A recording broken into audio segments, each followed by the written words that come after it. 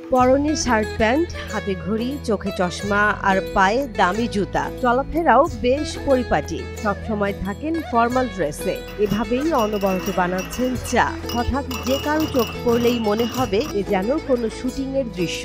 Smart চায়ের দোকানদার। কিন্তু না, এটা কোনো শুটিং এর দৃশ্য নয়। শাকিল আহমেদ একজন চা বিক্রেতা। ব্যাংক ব্যালেন্স, গাড়ি বাড়ি না থাকলেও বেশ হাসি খুশিতেই সময় কাটান তিনি।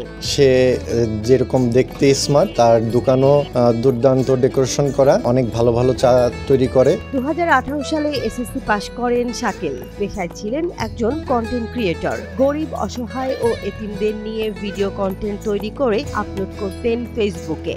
এতে বেশ জনপ্রিয় হয়ে উঠেছিলেন তিনি। আমি যেহেতু এতিম অসহায় বাচ্চাদেরকে নিয়ে কাজ করি, নিজে একটা কন্টেন্ট ক্রিয়েটর, সো সেই জায়গা থেকে অনেক দূর দূরান্তে যেতে হয়। ওইখান থেকেই অনেক চায়ের দোকান দেখেছি, চা খেয়েছি, ওইখান থেকে একটা ধারণা চলে আসছে। আসার পর আমি একটা জিনিস চিন্তা করলাম যে কর্ম করে যেহেতু খেতে হবে, কোনো কাজই তো ছোট নয়, সেইখান থেকেই আর কি দোকানটা দেওয়া। শাকিলের বাবা ছিলেন একজন চা দোকানদার। বাবার ব্যবসার হাল ধরতেই তিনি বহরপুর বাজার শঙ্করের মোড়ে চাঘর নামের একটি স্মার্ট চায়ের দোকান করেন। সেখানেই নিয়মিত চা বিক্রি করেন শাকিল। চা বিক্রি করেই সংসার চালান। লাভের একটা অংশ এতিম ও অসহায়দেরকে দান করেন শাকিল। বাবার একটা চায়ের দোকান ছিল, দীর্ঘ অনেকদিন যাবৎ বাবা চায়ের ব্যবসার সাথে জড়িত। ওইখান থেকে একটা ধারণা পেয়েছিলাম। আর দোকানের নাম যেহেতু চা ঘর, চা রিলেটিভ যা আছে সবই পাওয়া যায় ইনশাআল্লাহ। চা বা কফি সবকিছুই পাওয়া যায়। শাকিলের চা ঘরে গেলেই মিলবে হরেক রকমের সুস্বাদু চা। দুধ চায়ের নাম দিয়েছেন প্রোটিন চা।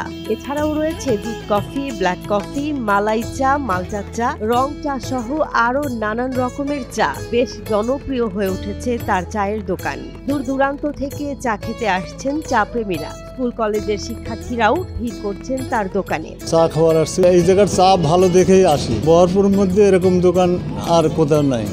আমি বন্ধু বান্ধব নিয়ে শাকিল ভাইয়ের দোকানে আসি, এসে চা খাই। এইখানে অনেক দূর দূরান্ত থেকে লোক আসলে তাদের দেখলেও ভালো লাগে যে অনেক দূর থেকে আসছে, এসে বলে যে ভাই আপনি অনেক দূর থেকে আসছে, আপনার ভিডিও দেখে আসছি। এটা দেখলেও অনেক ভালো লাগে। সো সেই জায়গা থেকে চায়ের দোকান দেওয়া কোনো কাজই ছোট নয়, এটা প্রমাণ করেছেন রাজবাড়ীর বালিয়াকান্দি উপজেলার ইসলামপুর ইউনিয়নের জহুরুল ইসলামের ছেলে শাকিল আহমেদ।